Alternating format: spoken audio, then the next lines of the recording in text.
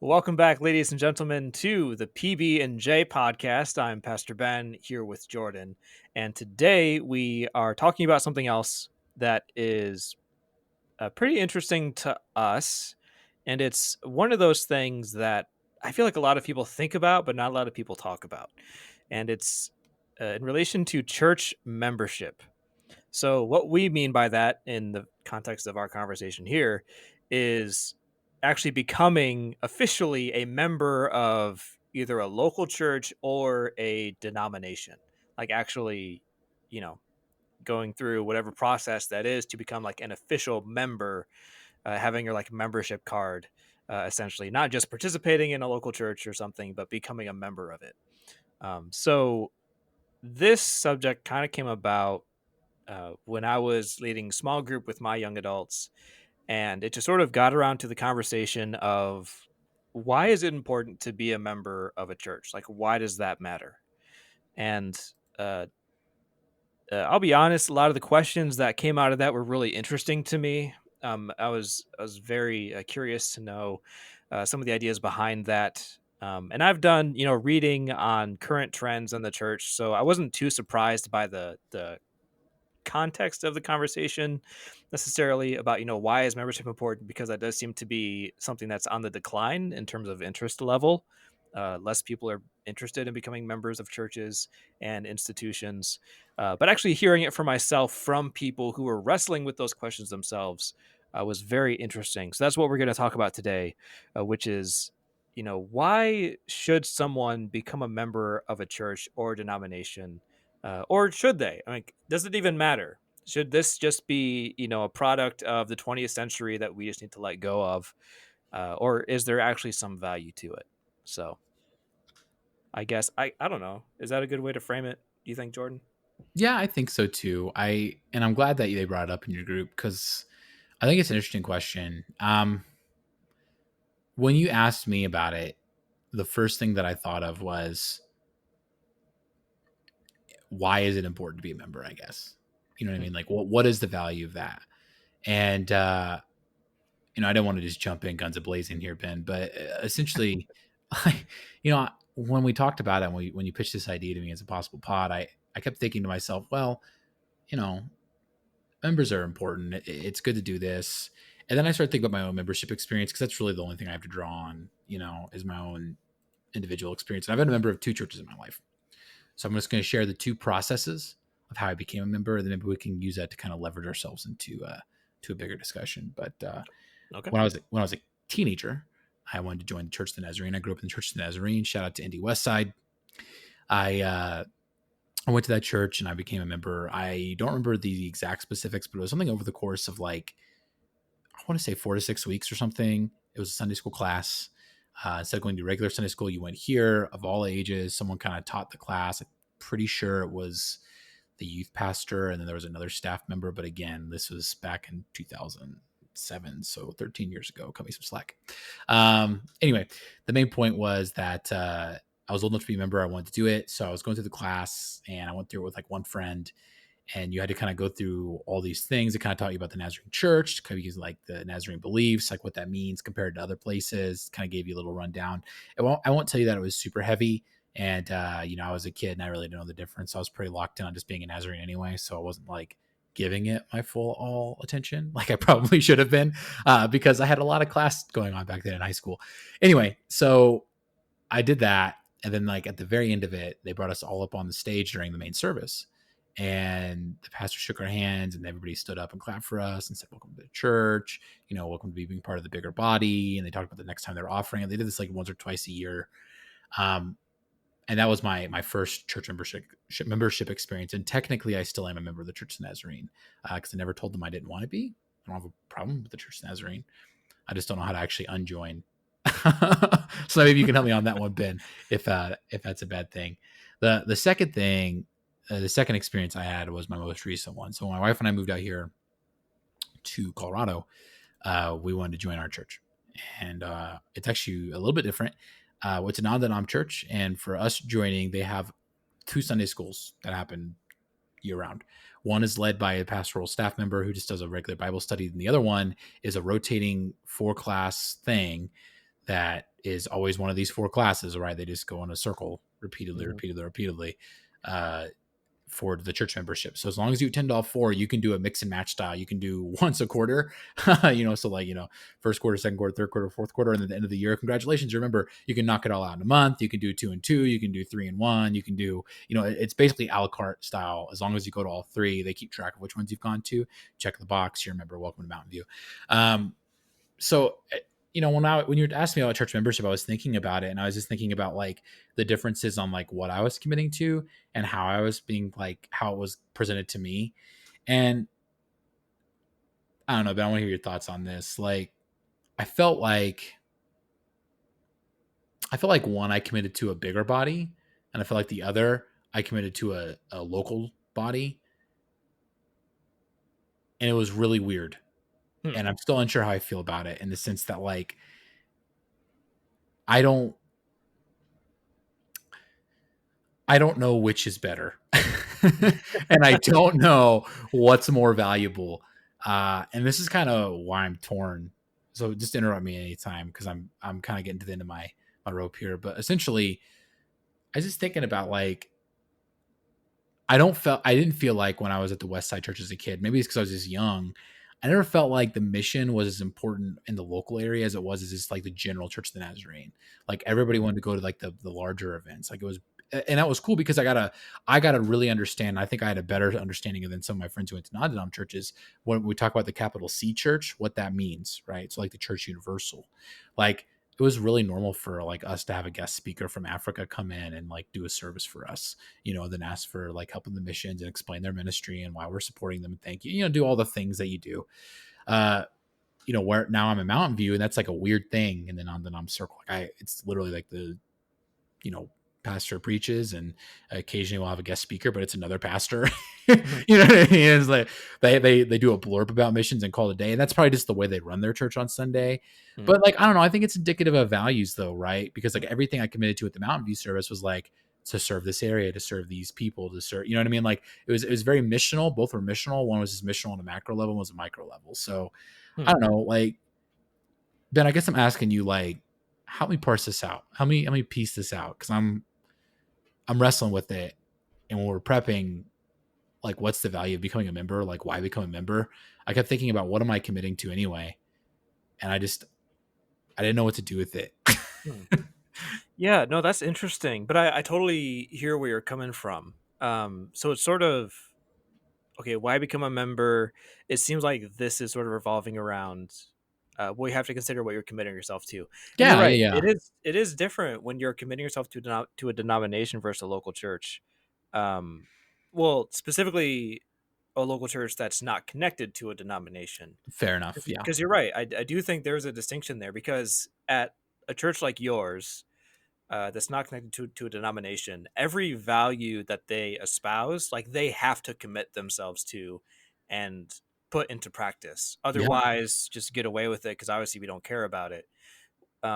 So I think it does tend to be a lot more clear when you commit to a local church body like that because you know all that you're getting into. Like you know exactly what their priorities are, what their beliefs are, where their emphasis is, because they're not beholden to a larger set of priorities or a foci, if you want to put it that way.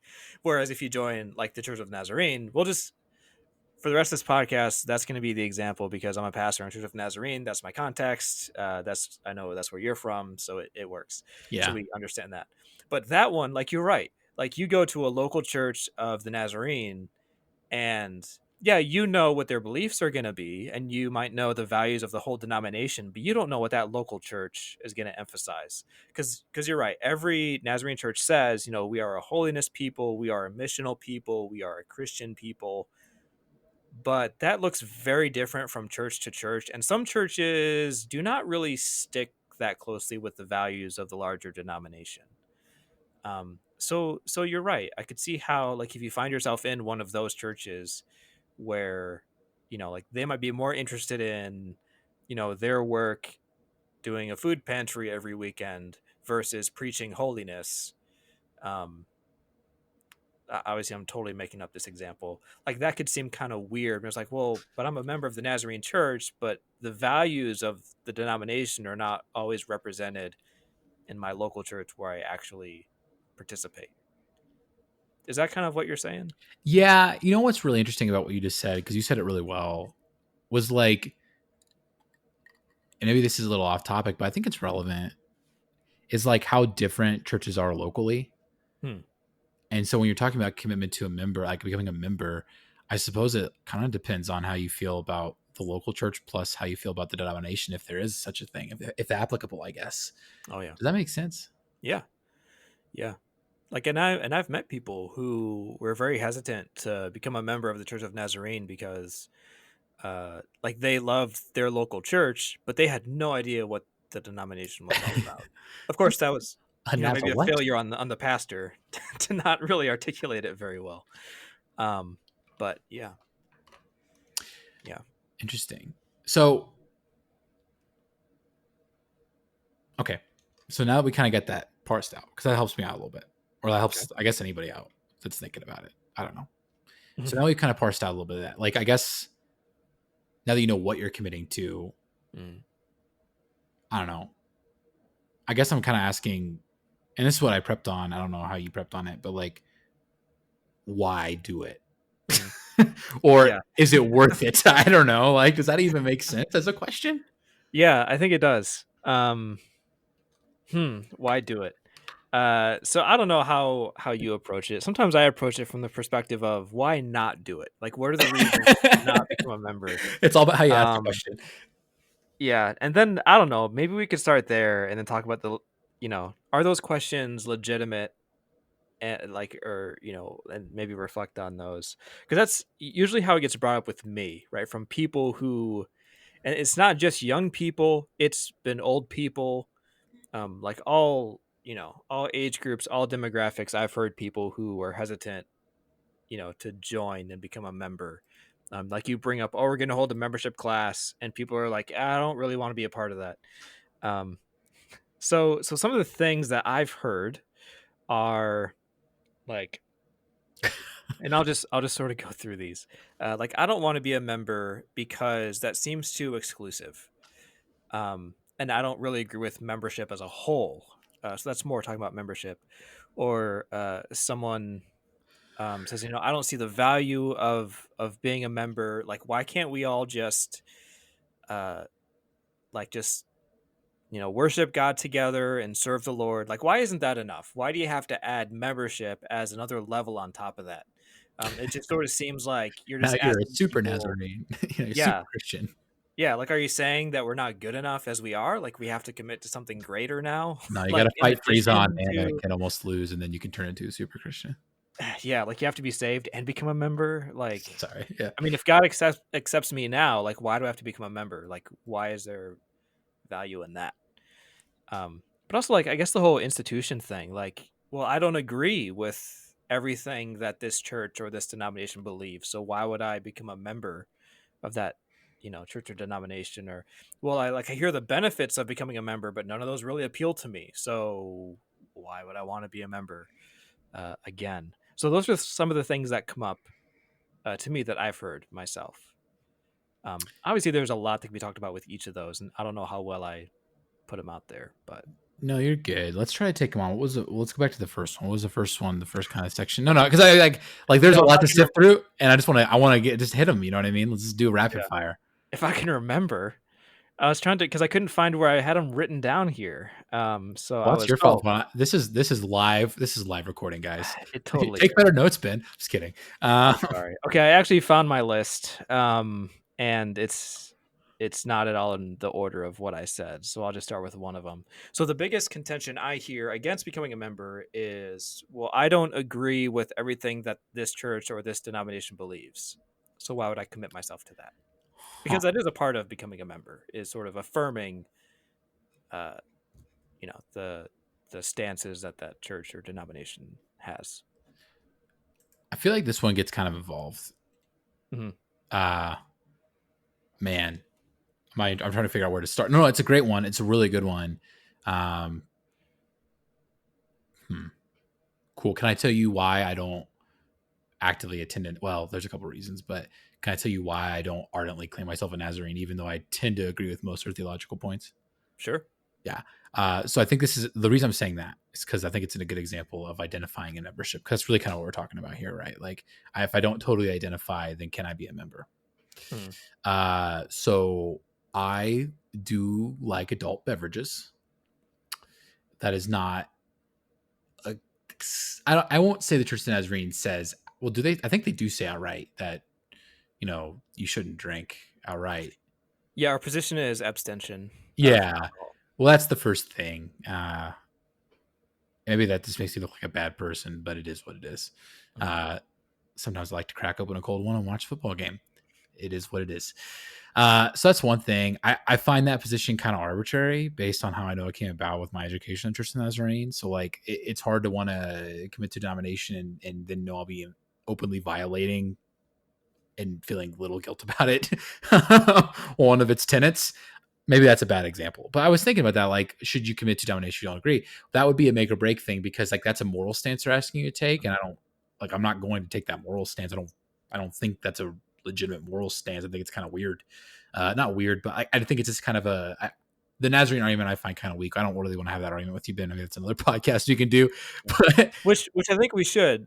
For those who are listening, we definitely are seriously considering doing that because we do think there's a lot of value in having that conversation. It's a that is conversation true. that we feel should be had, if nothing else, just because it's a growing conversation, and especially among young people and even old people, this is a major point of why a lot of people are not becoming members, specifically of the Church of the Nazarene, is because of the stance on alcohol. Yeah. So That's that's the side note. yeah, a plug for a future pod that we'll have to schedule. Anyway, but that's one thing. That was a big one. Typically, on their actual theological points, I really rarely disagree with anything, but it's the social moral ones that I tend to find a little odd. Some of the church structure, the way like the polity is done, isn't my absolute favorite. I do not like the idea that some districts own buildings rather than the local church. Hmm. Um, I think that's backwards. I think it's kind of silly.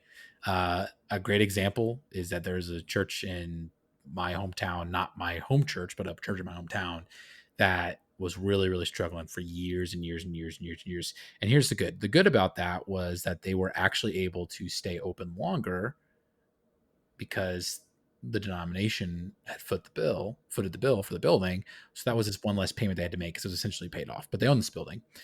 It's not in a very good location. Well, I guess it depends on how you look at it. It's in because I grew up in the town, so like it's actually on my part of town, and it's very very close to one of the largest churches in the state in Hmm. Indiana, right? My home church, which at one point was running like about 1,000, which is pretty good for a Nazarene church, especially in a Yeah. small population state like Indiana, even in a state capital. But this church never got over like 60, like at its peak, like it was like 60 people. And my church was west side. Well, this one was also on the west side, and so they were drawing from the same base. Hmm. But they own this building. It's off of one of the most busy highways that leads up to the track, like the Indianapolis 500 track. Oh wow. So it's not like an easy place to like if you're coming in from one side of town to like take a quick left. There's like an actual divider, like you know what I mean. Like it's a state road that cuts through the state that you got to get on. So Yeah. those of you who know Indianapolis know this church. I'm not trying to put them out because I don't want to accuse anybody. This church is no longer in existence. But like this church could have sold that property, found a better location, more centralized in the area that they were actually drawing from. Probably not would have been more accessible and easier to get to, first of all, because like the building made sense to have there 30 years ago, but in my entire lifetime you have like to come from where I lived for where my parents live now, you would have to go on that highway, you would have to pass the church, and you would have to either go to the next light, which is like a half mile down the road, bust a U, or you'd have to go around the long way by going on the back way, so going in through the back part of that small town that's like a little suburb cut out of Indy, and you'd have to cross traffic on a major 2-lane highway uh, by waiting out a light, and those lights typically aren't very good. They're kind of known for being really bad. Both of those are going to add like 4 maybe 10 minutes onto your commute to get to a church that may be a mile or two away from you. You're like, well, why is that a big deal?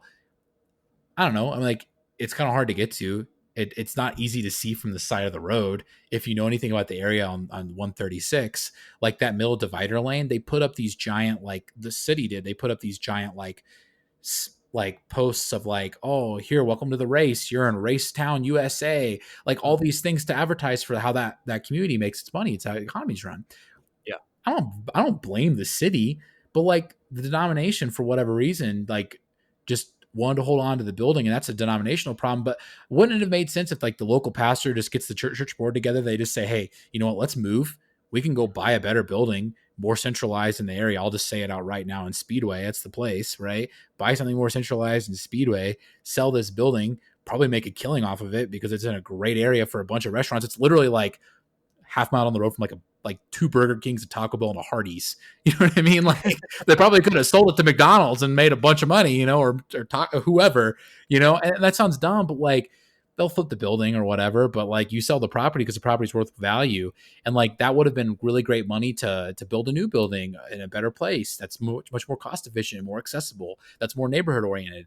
And my whole point is like that church didn't get the say on that, and they may not have been able to do it, and it just became like I feel like the denomination just didn't want, or our local denomination, our district in particular, just didn't want to give up on it, even though it was like very clearly dying. Mhm. And I'm just saying, if a church owned the building, like polity wise, like directly, or at least in the way my district did it, like if they'd have been able to do that, they probably would have had better success. I know that was a conversation that was had, but it wasn't had. And so now they own this building. This church has been closed for like 6 years. They've tried to do two churches in it. It's failed. My church tried to get access to the building to use it because it is part of the town. Like we are the closest next church to it, and then we're drawing off the same people to use it as like a youth facility for like fun games and stuff. Not full time youth stuff, but like Yeah. to do cool things there, or to do like a satellite campus, or whatever. Nope, didn't work. They didn't want to do it. So now they just got this building sitting there. It's this old church brick building on the middle of a crowded highway, not too far from like a kind of a restaurant strip. And, Mhm. and so that's a long story, and it's kind of you can cut out. You actually, Ben, this is an edit that you can or can't cut out, but cut out a lot of that nonsense in my story. But the whole point is like, like I disagreed with that polity wise, and it is I don't know. It's hard for me to say I should stay with the member. So like for me, value wise, like theologically, you're spot on, but I don't necessarily agree with the way the church is structured in terms of its like own political entity. I don't think that Yeah. makes sense. I don't agree with those decisions. I don't like those decisions. I think they lead to bad things, and they make Mhm. moral stances that I don't agree with. So because of those reasons, because those are what I call deal breakers, I decided to no longer attend a Nazarene church. Does that make sense after my long, really, really sidetracked story? Yeah. And So sorry. I'll probably leave your story in because it's a good illustration of how, yeah, the bureaucracy of a church, specifically in this case, a denomination, can definitely influence, whether or not you want to be a part of it. Yeah, and Because I felt we can't bad. ignore the human aspect, right? Like, and you get that, you do get it on a local level too. Like, you can be a member of a local That's true. church, and like the bureaucracy of that local church is just horrendous. People making horrible decisions, not being held accountable. I've seen it myself. But you can get it on the denominational level too. I think this is my suspicion. I think people might tend to lean against committing to a denomination because the bureaucratic uh, uh, Nature. disagreements are on a larger scale, and they seem like further out and like untouchable, sort of. So it just seems like this like foreboding presence that at any time someone could swoop into the local church and just change everything up. Um, where I pastored, for some people, that was actually a big concern. Really? Part of it was because they uh, might not have understood how the Church of Nazarene functions in terms of like how pastoral transitions actually take place and everything that's involved in that, and all the different polity and rules and policies and all that. Um, there were some people that were concerned that at any point the district superintendent who leads all local churches in a specific region could just come in and replace me.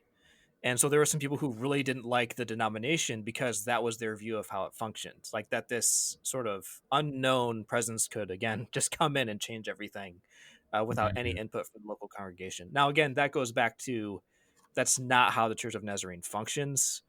But some denominations do. And so I totally understand how that's a legitimate reason why some people might be like, yeah, I don't want to be part of a denomination that seems so like just more of an institution than a body of believers Yeah. because of their personal experiences with that particular denomination or denominations in general or whatever it may be.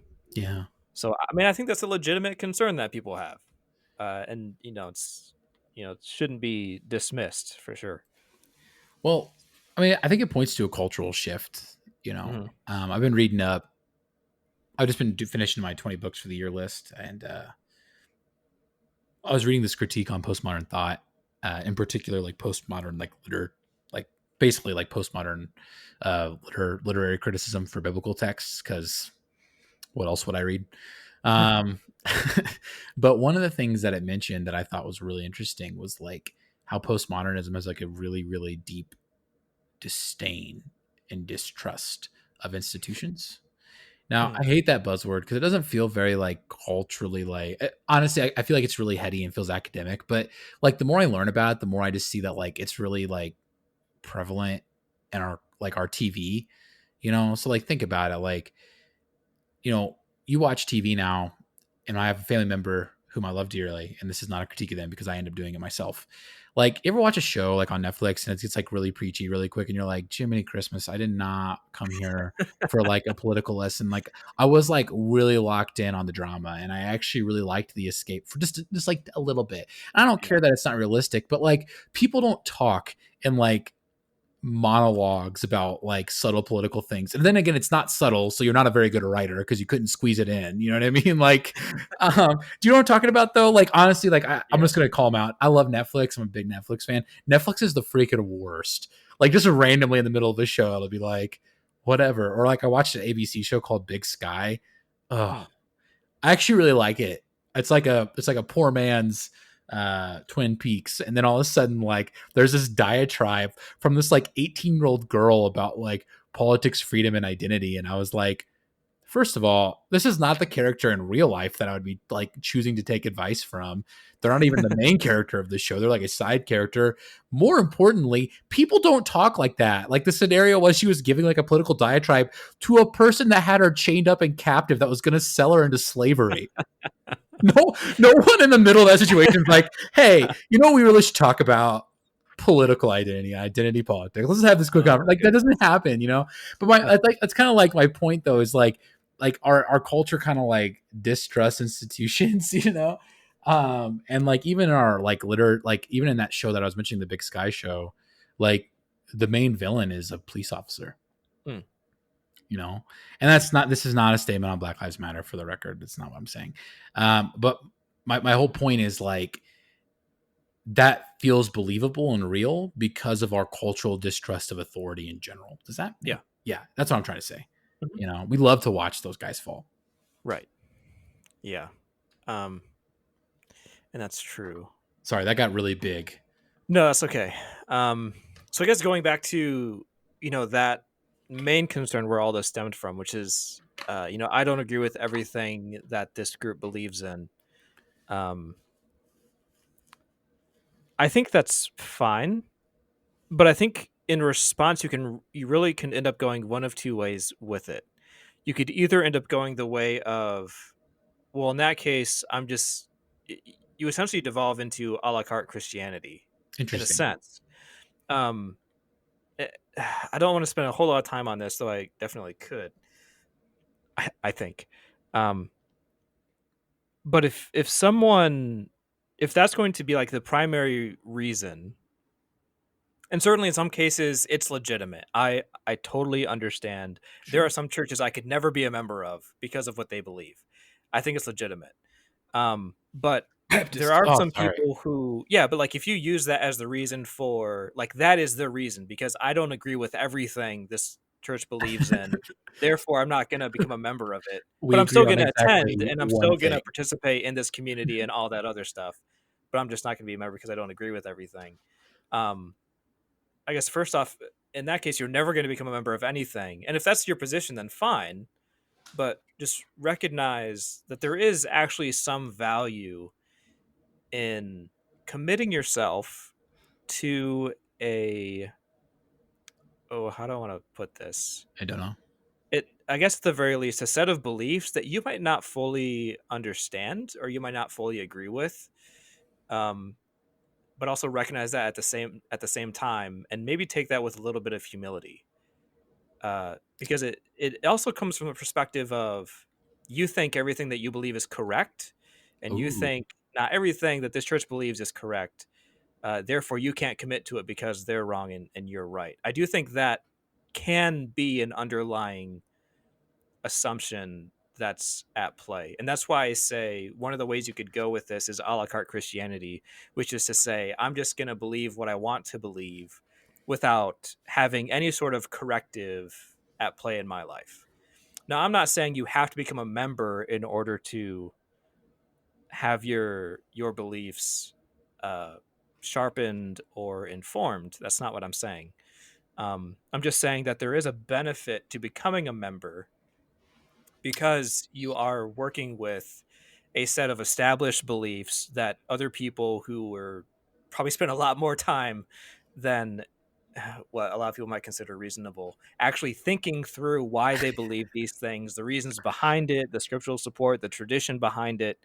Maybe it's not a bad thing to submit yourself to that and say, maybe I don't know everything, and even on the face of it, maybe I don't agree with everything that this church or denomination believes, uh, but maybe along the way I could learn to at least understand it. And I don't know, maybe that's a really, really bad reason. I'm No, kind of embarrassed to make it at this point no, because I sound like I'm no, sounding weird. no. You're not. Can I bounce some thoughts off you about what you said? Because I think what you said was really good, man. Yeah, sure. You're no, no, but like your point about a la carte Christianity is really solid. What you're essentially saying is that like if it's really a question in my mind of like authority and life living, and then even at some level you're asking a question about someone's personal character, and I think that's actually really good. What I think you're asking is essentially this, like to not submit to a governing body just because you think you're always right is indicative of your own hubris, but it's also indicative that you think that you're the final authority, Mm, which is really I think a weird place to be. Uh, Kind of funny how evangelicals tend to do that. You know what I yeah, mean? Uh, and that's true. not a dig at our own because like we're both evangelicals, right? It's not a dig. It's just kind of is what it is kind of deal. Um, but man, I thought that was like a really, really big point where you touched on some big stuff, Ben. You really did. You kind of grasped at it. And then secondly, you kind of touched on like our general human culture.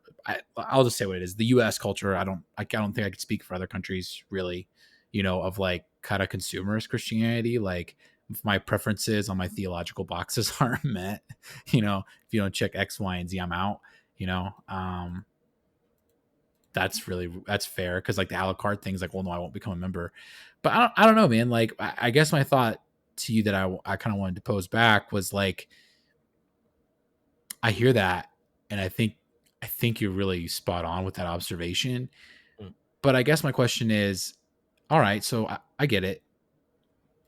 If you're right about not having corrective, like where is that line that we draw? What is a reasonable line to draw for like, okay, I'm willing to submit like to correctiveness, you know what I mean? Or like I'm willing to like, or I shouldn't go past this. Like at this point I don't agree with more, like I agree with less than, I disagree with, if that makes sense. Like, I'm not asking us to put a number on it because obviously that's impossible and arbitrary, and no one's gonna walk around with like a 10 box theological checklist when they move to a new area and go to every church and read on their. I mean, I guess you could do this, read on their website and be like, I agree on, like that's ridiculous. But like, what is that? I guess my question is, what is that criteria, Ben? What do you think is a reasonable criteria for that for your scenario? Not to put you on the spot, but yeah, well, I mean, even though you did. yeah, Well, I don't know. Maybe I should back up a little bit. Maybe I framed it in kind of a bad way. I don't I know. I think thought it how was good. I mean, I think how I should have framed it was if that's your reason because you don't agree with everything that that denomination believes in. I think I made the mistake in saying, well, then become a member and then learn what all that means. What I should have said was, then I would hope you are actually taking the time to understand why you disagree and understand what their beliefs actually are so that at least you can make a really well informed decision of, okay, now I understand much better why I disagree. Or you could Interesting. even have your mind changed. Or if you actually still think, no, I fundamentally disagree with what this church or denomination believes in, then I guess my next question is, well, then why are you still attending there? If Why are you here, bro? if you disagree with something to the point that you can't become a member, then why are you still there? And you might have a good reason to still be there, but I think the question should be asked, because I've actually met some, and this is sort of frustrating for me when I was a pastor, is I met people who brought up great questions all the time, and they brought up concerns that were like, well, this is the reason I haven't become a member of the Church of Nazarene, or this is the reason why, blah blah blah. I say, oh, that's interesting. Let's actually talk about that. The problem is they didn't actually put in the work to really understand it.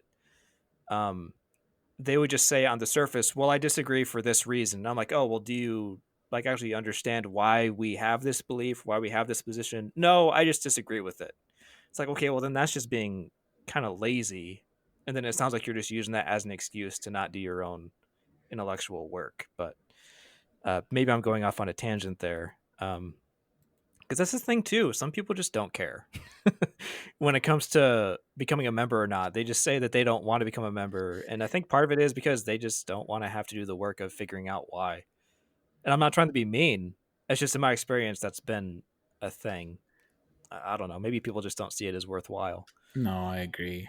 That's just. I think anybody that's been around a church long enough knows that, like, one. I don't know. Like, if you've ever served in a church, like, there is a big contingency of Americans in particular that just are very comfortable just coming in and checking the box by sitting in the pew and being told good things about Jesus and why they should change their life, but not letting it actually impact them. And what I mean by that is, like, letting the words shape them, the holiness message, or for you specifically, or even like trying to serve and to get involved in the body itself locally.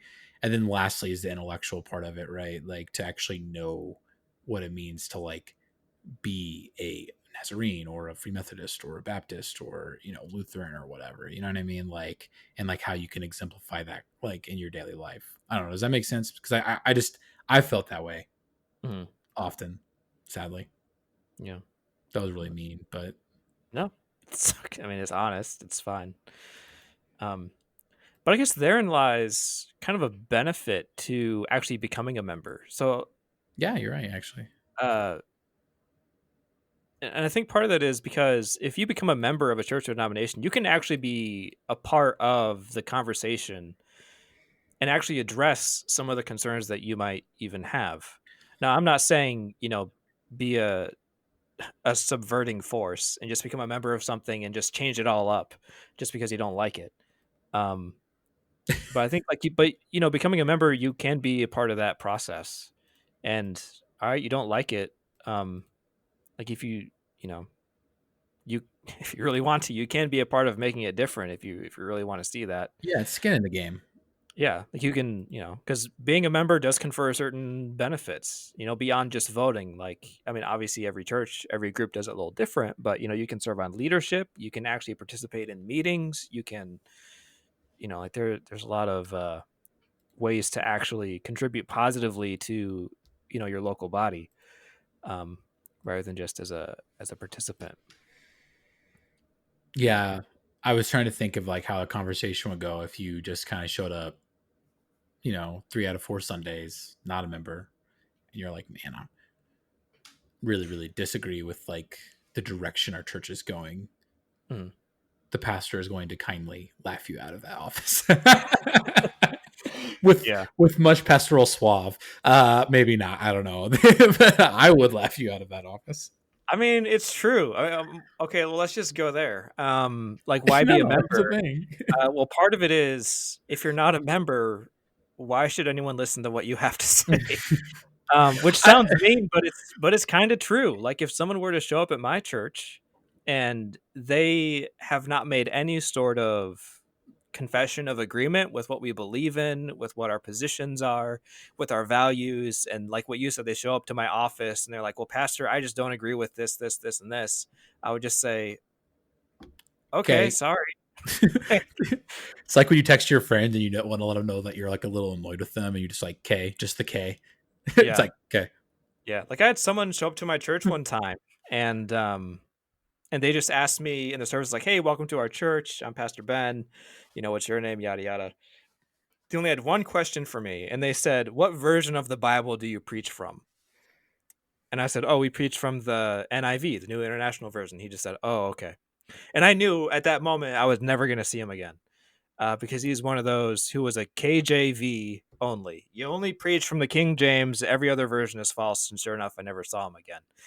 Um, but like, if you were to stay there and continue to be upset that I was preaching from the NIV, like, yeah, why should I care about that when that's not a position that we have, and he's not a member. He's just a, as far as the denomination and the church's positions are, this might sound bad, but he's sort of an outsider to that group. So yeah, if you're not a member, why should someone listen to your concerns? Because from their perspective, they don't know that you're in agreement with what the church is about, what the values are, what the mission should be. So it would be difficult to sort of take those concerns seriously. Is that what you're saying? Yeah, no, actually, Ben, that what you laid out, I think, was really good because you gave me a really great absolution argument to my conflict earlier. So thank you. I don't know if you meant to, but you did. Oh, So when I made my arguments about like, hey, this is why I'm not an Nazarene, I was like, even though I agree with all them, like the positions theologically, like, I also don't agree with like the local day to day stuff. And that's kind of what you're saying is like at some level, like that's part of it too. You can't commit to not like a local body or even a broader body if you don't agree with how they institutionally do things or what is a position that they take. So like that, for example, the guy that you mentioned, he's like, hey, KJV or die. Well, I don't know if you'd say die, but KJV or nothing else, I guess. I don't know. Uh, that's fine, but like okay, like yeah, you're right, like it's just like when you say it, just you make it sound so articulate. It's like how arbitrary is that his complaint to you? If he, let's say he stuck around for 3 more weeks and he comes to your office and he's like, Pastor Ben, I like everything you have to say, I agree with all that, but you're not preaching from the KJV. I need you to do that, otherwise I can't stay. You'd be like, sorry to see you leave, don't let the door hit you on the way out, like I mean, you probably wouldn't say that. I'd say it, but you probably wouldn't say it. But like you know what I'm saying? Like that's like the whole thing is like because like you, the thing that's so nice about membership is that it clarifies the belief of the body, whether it's a broad body like a denominational body or even a local body. And so things that are like already set, like hey, these are either important to us or not important to us, it's kind of established for you as a, like not only a corrective measure, but like just a good way to like scale values. So like I don't know, in some ways it's kind of funny, like the membership class actually answers the question for you of whether you can or can't get past things. yeah. um I don't know, does that make sense what I'm saying? I'm kind of spitballing here, but I'm thinking through it and I'm like, wow, that was really well said, Ben, because like that kind of lays it out kind of exactly how I think it ought to be laid out. Yeah, thanks. Yeah. So, I mean, that is a positive of, actually becoming a member is you do have a voice in the conversation. Because a part of being a member is shared accountability. That's what I was Um, looking for. That's the phrase I was trying to get. oh, thanks. So I'll just explain how it is in my church. So whenever I took in members, like I would have the members, it worked kind of like vows. I would say, do you agree with this? And it was usually very basic beliefs, like do you believe Jesus Christ is Lord and Savior? Do you believe, do you commit to, what is it, condemning sin and the works of the devil in your life? Um, Anyways, and as well as some more specific beliefs. Um, and they would agree with yes, but then I would also turn to the church and say, do you commit to investing in these people's lives, et cetera, et cetera? And they would say yes. Um, Part of the benefits of being a member and actually committing yourself to a local or even a translocal, denominational body of believers, um, is you're actually allowing yourself to be held accountable, um, to a particular set of beliefs, which I think is something we might tend to take for granted. And you really don't get that in the a la carte Christianity, because how would anyone know what to hold you accountable for if they don't even know what exactly you believe? Well, even more to the point, who even holds you accountable? Yeah, exactly. Yeah. But it goes both ways. Like, yeah, the church holds the individual accountable, but the individual can hold the church accountable because the Mm. individual has said, I am committing to this church. These are the values, these are the stances that we hold as a group. And the church is out of line on this because I committed to this the same as anybody else. The church is working outside those bounds. It needs to be held accountable. And there are, at least as far as my denomination is concerned, there are avenues for addressing that. I would assume in your church, there's a way to do that too. So accountability goes both ways in membership, which scripture speaks pretty pretty highly about accountability and holding each other accountable. So that is a great membership of, or a great benefit of membership. No, that's great. That's no, what you said was I've been trying to say, Ben. I'm getting a little tired of the pattern of you saying all the right things in the podcast when I'm like trying to say them. But that accountability piece, I think, is kind of the big one. And honestly, like I think that is the value. I think like if you were going to pitch to somebody on the street, like why be a member, right? Like that's the point of this podcast. If you're going to pitch like why be a member, I think that's the ones like, well, you get to hold somebody, a denomination or a local body accountable to what it said it's going to do. And it gets to hold you accountable to saying what you're going to do. And when you said it and described it, it became relational. But keep in mind that this isn't a parties. This isn't like a two-party type deal. It's not like, if you're imagining it in pictures, like a stick figure as you, and then like a building over here with a cross steeple on the top. It's not like that. Like a church is a group of body of believers. So it's a pastoral staff. That's other members within the church.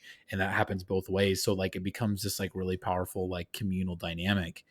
And that to me is really compelling because I think a lot of people are looking for that. I think a lot of churches like to talk about the buzzwords of community, but I think what you just said, Ben, is the actual value of community. It's not only that social component, but it's that growth component. It's that participating in something bigger than yourself, not being isolated component. Mm-hmm. Yeah.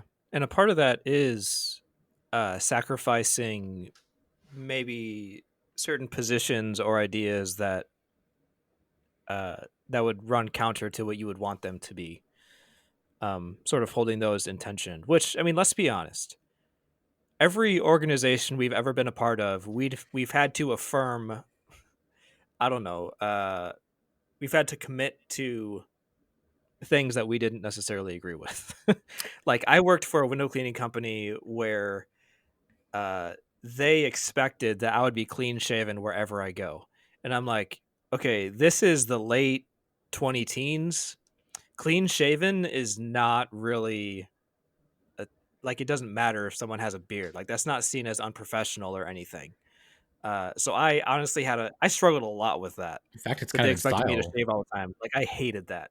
Especially working outside in the winter. Like for guys, a beard is like a necessary accessory.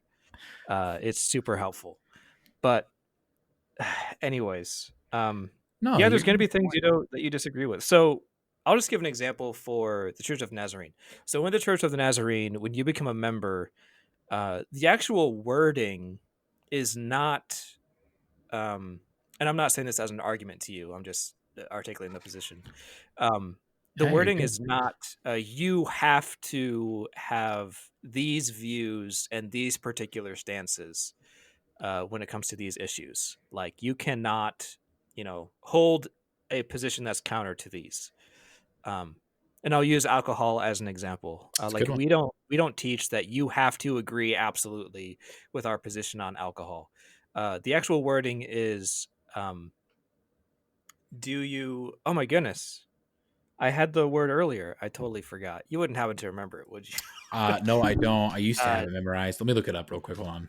oh geez, do you? What was it? Do you agree to uphold these? I remember. Are you in sympathy? Are That's you in what it was. sympathy with the views and beliefs of the Church of the Nazarene? And I love the way that that's worded because it actually allows for disagreement. It does not allow for, uh, how would I say, counter practicing. So, for example, in the Church of the Nazarene, we do have the position that if you're a member, that you would abstain from alcohol. Uh, so that does include that you would not drink. Like that is an expectation of membership.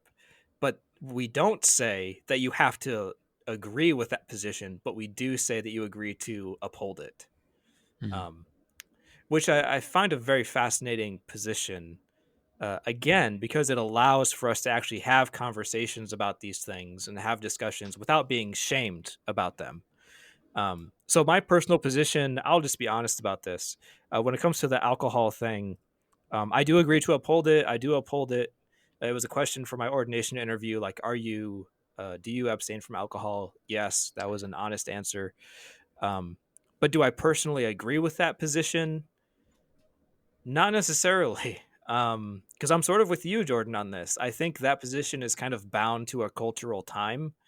And certainly we can have that conversation later. I do think the Church of Nazarene is in a weird position with it, though, because there's actually legal ramifications for changing our position on it, Interesting. which we might get into that at the end of the podcast if you want to stick around, because there is some fascinating things that could happen there.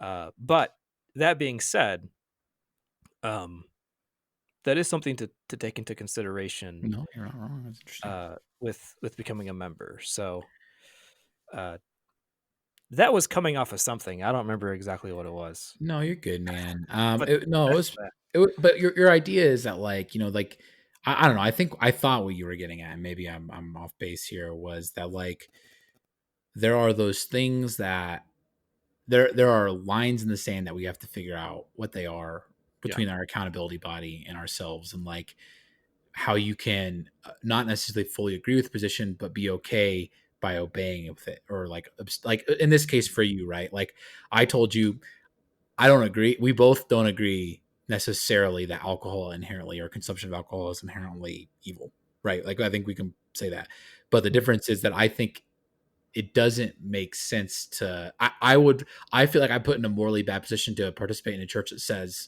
says that, even if not everybody in the church believes that, and then I would want to do that, and I one can't, which is an inconvenience to me, which is really selfish. I'm fully aware of how that sounds.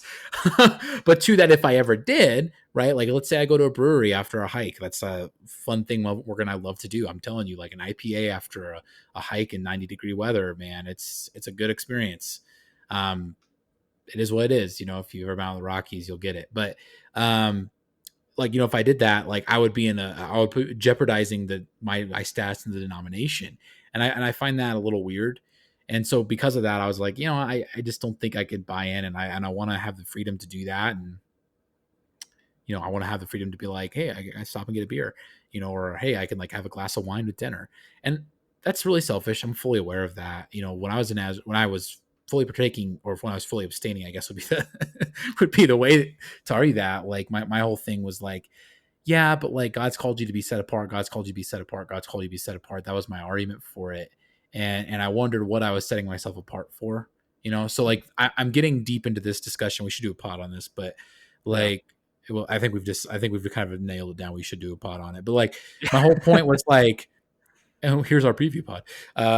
That like, because of the position I felt like I was in morally, and because of my own personal convictions, like that was not something that I felt like was an important abstinence stance. And I don't want to have to make those moral choices or abstaining choices. I don't think that I should have to participate in a system in a church that I think I could minister just as equally and effectively and without it. And again, there's some of the polity stuff I told you about, like the structure of the bureaucratic nature of like Mhm. property ownership of the building, and like districts and all that. And like that's less relevant. That's just because I grew up in that denomination. I have experiences that rub me the wrong way.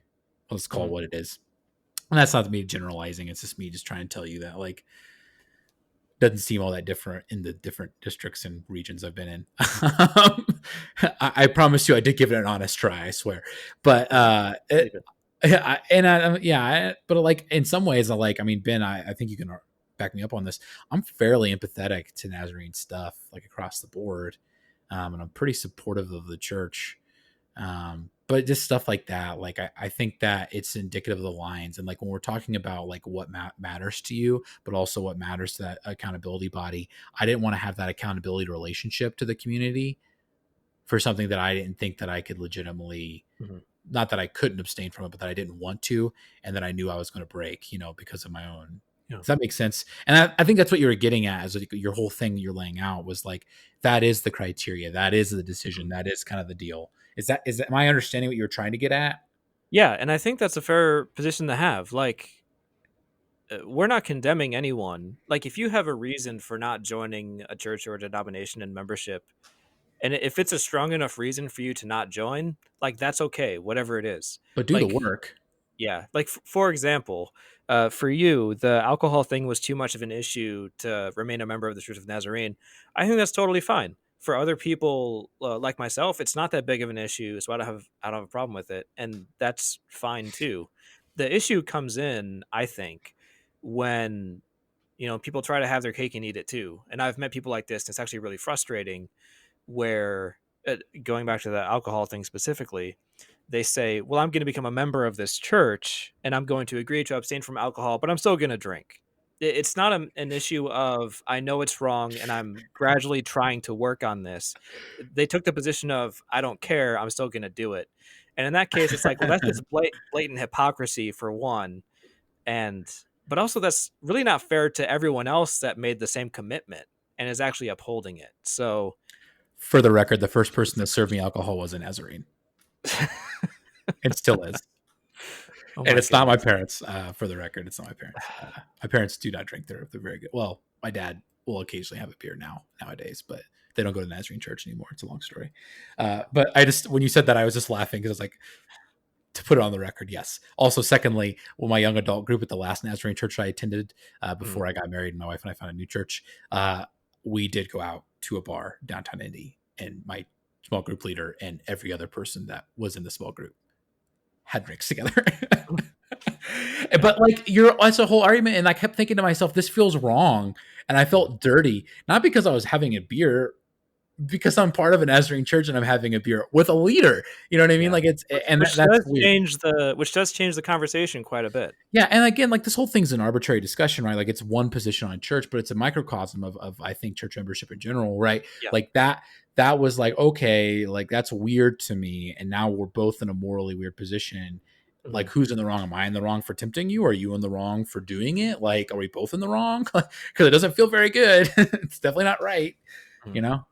Yeah, and I guess that is But that's the actually accountability stuff. another. Yeah, exactly. It goes back to the benefits of membership, which is accountability, because you do have more clear lines when it comes to those things. So even though you are asking the question of, I don't know, is this wrong? Is it not?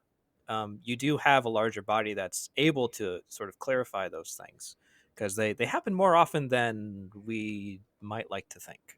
There's a lot Exactly. of areas in our lives where it would be very helpful to have clearer lines, and that is a benefit of submitting yourself to a body of believers and joining them in Yeah. a committed way. Yeah. Sorry, I didn't mean to just take that. I feel like I kind of took it over from you. No, no, you're good. Ben, do you think there's a whole lot? Because we've got some other stuff I wanted to talk about Mhm. membership, just in general. Like, is there Yeah. anything specific that we want to get into with like, just and I don't know. Did you have any more you wanted to say? Because I feel like we're getting to kind of a little bit to the end of this one, like on church membership at like a personal level. Because maybe we Mhm. could even start talking about like some of the findings we have is kind of like a different bit for like the macro level if you wanted to do some of that stuff. Um. Sure. I guess we could summarize this. If someone is legitimately wondering what the benefits of membership are, I mean, certainly we could have a lot of stories. One of the benefits is okay if I just maybe go through just a quick list. Yeah, yeah. One of them, which we've already talked about these, like shared understanding, right? Hmm. So when you become a member of a church, like you agree to uphold the same values, the same positions as everyone else who is a member of that church or denomination. And that can be an incredibly powerful and unifying thing, because at any given decision, at any given thing, what the values are that are at play there. Hmm. Their priorities, what the expectations are to be a part of that church, and you're held to those expectations, but you can also hold others to those same expectations, because it is a community thing. Also, like the commonality portion of it, which sort of goes off of that. This one, I'll use the example of a denomination because it's what I've experienced. Everywhere I go as a member of the Church of the Nazarene, any Nazarene church I step into, I know what their core beliefs are going to be. I know how their church functions in leadership. I know how they're connected, and that is a it's one of those things you kind of have to experience to really understand it. Um, like I can go to another country, and I've done this. I can go to another country, and even though we're totally different nationalities, different languages, but we still hold the same fundamental beliefs. And that kind of a thing is really rare to find. Like you sort of share a worldview with someone. And that is a benefit to becoming a member because you have that shared understanding, that commonality. Again, going back to the accountability, you also have the opportunity to be a leader in the church. You have a greater opportunity to serve in different ways, like either as a board member, as an elder, or even in the Church of the Nazarene, like what you had mentioned, we have assemblies Mm-hmm. like on district level. We also have a general assembly, which is global, and you can be a delegate to those things. You can be a part of the decision making process for a denomination. You can get connected with different groups. You can have all these opportunities to serve in all these different areas, simply by being a member. So there is a lot of value to it. Obviously, it depends on what church you're a part of or what denomination, what those benefits are. But they're certainly worth exploring because it's a lot more than just being in an elite clique in the church. Like there's a lot more to it than that. That's certainly worth considering for sure. So I guess that's just a summary of why it's good. Yeah, it's well said. It's not about in and out, it's about Yeah. participation. All right. So when we were doing our research for the membership pod, we really, the reality is we wanted to have a conversation at ground level, which I mean, like, rubber meets the road type deal.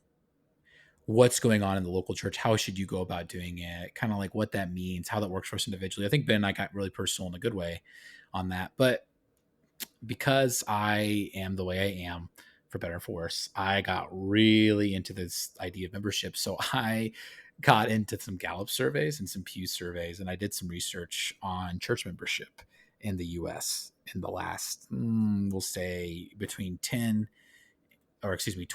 and 10 years. Ultimately, the findings were mostly discouraging. Unfortunately. Yeah, they were not great. It's not a win in the membership column for sure. And a couple of the things that stood out were just some of the numbers about how people have been moving, what they have been moving to, kind of where the US is going culturally from a value system that is a religious value system. Ben, is it okay if I start crunching some numbers and just start reading some stuff off? Do you think that's Yeah. appropriate, or did you have something you wanted to add? No, keep going. It's good. Okay. So, okay. So for the US, between 1998 and 2000, the first survey that Gallup did, 69% of US adults, right? So 18 and up, were church members. So nearly 70% of the country was identifying or was actively participating as a church member. So they consider themselves a church member, right? We Mm. don't know definitively if they were technically a member of the church in like the formal sense that we just talked about, where you did the membership class and stuff. Moving to 2016 to 2018, the next 2 year time that they did that survey, that number had dropped down a pretty meaningful percent to 52%, which is a little, in my mind, scary and alarming. In addition to that number, and this one's going to be, I think, even more startling, in 1998 and 2000, right? So I was 8 years old, 6 to 8 years old. 8% of US adults had no religious affiliation. They said, I have no religious affiliation whatsoever.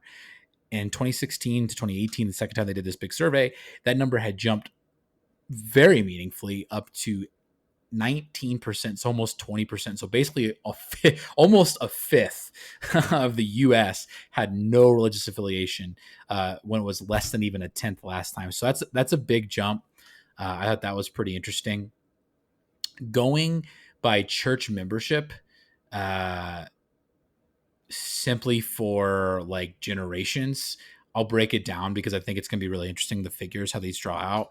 And this may identify your generation, and it'll identify ours for sure. In 2000, 98, 2000, 77% of the traditionalist generation, that is 1945 and before, that age group, were church members. That number has since dropped in 1618 to 68%.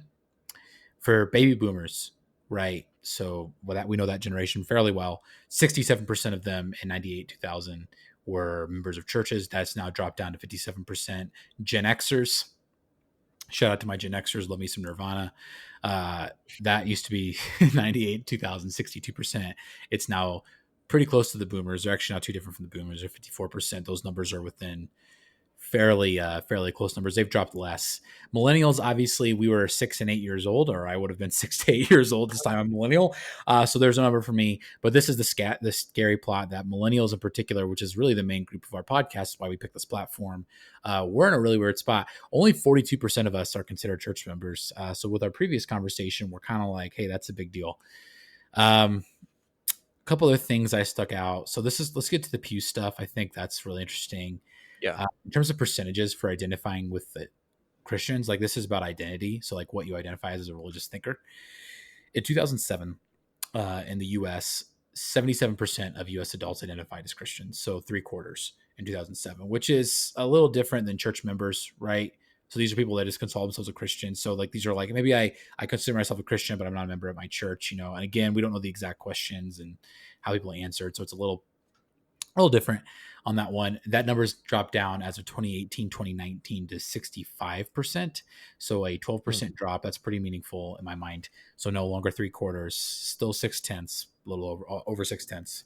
The more startling one is that we call the nuns. So the nuns are that you don't have a religious affiliation. So I call you an apathetic. So basically nothing in particular, atheist or agnostic. So I call you the nuns, but that's kind of where you're at. In 2007, it was 17% of the U.S., and then now it's up to 26%. So that's going steadily.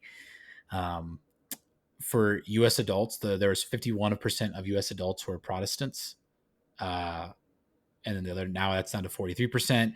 Catholics were 23, now they're 20, not a big drop. And then the nothing in particulars, right? The ones that just say, I don't have they're not like agnostic, they're not atheists, they're just like, just kind of whatever about it. That was at 12%.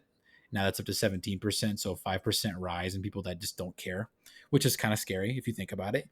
Then you have the atheists, 2% to 4%. I don't know if that's that big a deal. And then agnostics are 3 to 5%. So an increase on all of those.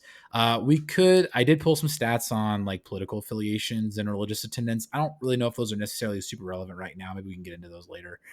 But those are some of the raw numbers, and it's not great. It's not great. But when I did the research, man, I kept thinking about like what culturally is going on. You know what I mean? Like what is happening at the big level that's causing all this to go down the way it is. Ben, do you want to take a crack at that one?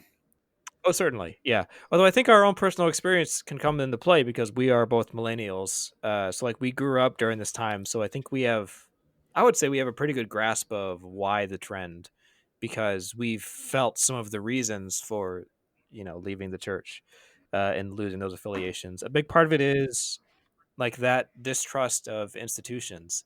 Also,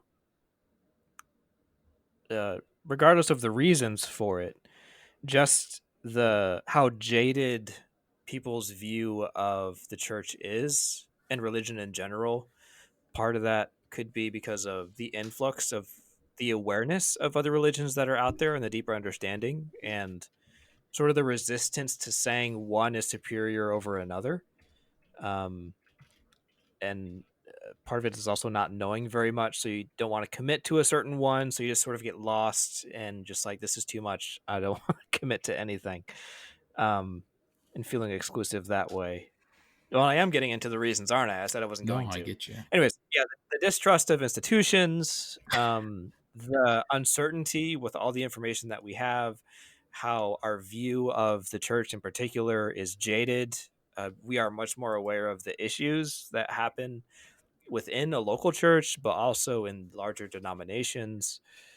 And uh, that's one of the most cited reasons why people don't want to join the church, right? Is because of the moral failures that they see and the hypocrisy that people see in the church. So like the view of the church is very jaded.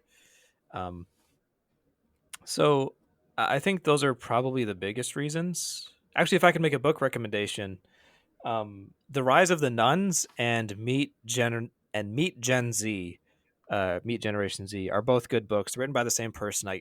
Totally forget the name, but they actually explore a lot of this and possible Interesting. reasons why. So I definitely recommend that. I actually did a review on Meet Generation Z.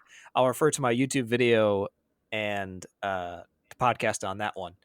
Um, I don't really go into depth with it, but I do recommend that you read it. And I go over a little bit over what that book covers. So if you want to check that out, I mean, that's my only thing. And I felt some of these, like, I've had my moments where just felt totally jaded against the church Mm. and the denomination, even that I'm a part of as a whole, because of my personal experiences. Um, but at the same time, one of the things I always come back to is as much as the church might mess up, as much as we might disagree with uh, the church is still Christ's bride. He died for her and he loves her. Um, so I feel kind of like a jerk if I'm just going to throw a bunch of mud at it and say she's not worth uh, joining myself to in membership in some way. No, you're not if wrong. if Christ is willing to give himself up for her. I don't know. Maybe that's too much of a theological Well, I point mean, on I think you membership. But touched on it, Ben, there. just kind of the beginning. I mean, you just said I don't like know. our distrust of institutions, and I didn't even think about this until you said it. And you talked about Christ as a bride. But I mean, the church is Christ's bride, right? But sorry, not Christ as a bride. The church is Christ's bride. Words. And then church as a body is, I think, the other understanding that we need to have. So a body is made up of people, man. Like it's not. It's and I know institutions are, but we think of them as like bureaucratic like regimes. We think of them as like something that's so big and clunky, and it's not. It's really not. And a church itself should be like really like. I think churches tend to function well when they do have structure, but they are organic or they feel organic at the very least, right? Like there's that interpersonal communication. They feel like there's that connection, that real human connection. I think that's where churches are different than like other kind of like structural institutions like that. Is that like everything we do revolves around reaching a community, not to get them to buy a product, but to serve them in hopes that they will be part of our body to continue to serve other people. Like this is 100% naive and it's absolutely ridiculous. But like theoretically and in like an ideal perfect scenario world and like the dream scenario for Christian church, and even like theologians have argued this as like a kind of a point for why Christians are good for society, is that the idea that we would do social good, Hmm. right? That we would just naturally do like good things. Like, I mean, like the early church was like, you know, rescuing orphans, like feeding the poor, like helping prostitutes, like crazy stuff that we think like that we like complain about not doing enough of now. That was like their entire bread and butter. And my whole thing with that is that like that's people being people connecting with others. That's not like a handout program from like a government. It's not like a charity, 501c3 where the guy who started the 501c3 takes a nice cut for his salary or her salary. And then the rest of it goes back into the employees. And then if there's enough left of those donations, then the rest of that goes in to helping the actual ministry or cause. And that's a really jaded view, but you know what I'm saying? Like it's bureaucratic. And even though it's made up of people, it's made up structurally of like laws and regulations and tax breaks. But the church isn't like that. We put scaffolding around what you can and can't believe as a Christian person and like what acceptable practice is as a Christian person. But what we don't do is we don't restrict those kind of things as in a systemic way. I don't think like an institutional, like bureaucratic way to love others. So when we talk about deep trust of institutions and we look at these numbers, we're seeing a drop in members, right, joining a body. But I wonder if that's Hmm. because we're viewing the church in the wrong way. And you brought that to my attention, Ben. I just want to know if that resonates with you in any way. Unfortunately, during recording, we ran into some audio issues and were unable to complete this episode. So I do apologize for that, especially when it ends on such a cliffhanger. But we will continue this conversation in our next episode, so look forward to that. And if you enjoyed this, please leave a like. Be sure to comment if there's anything you want to comment about. Be sure to subscribe for more episodes and to get more of our content. And if there's anything that you would like us to talk about, you can also leave that in the comments down below. And we will see you next time.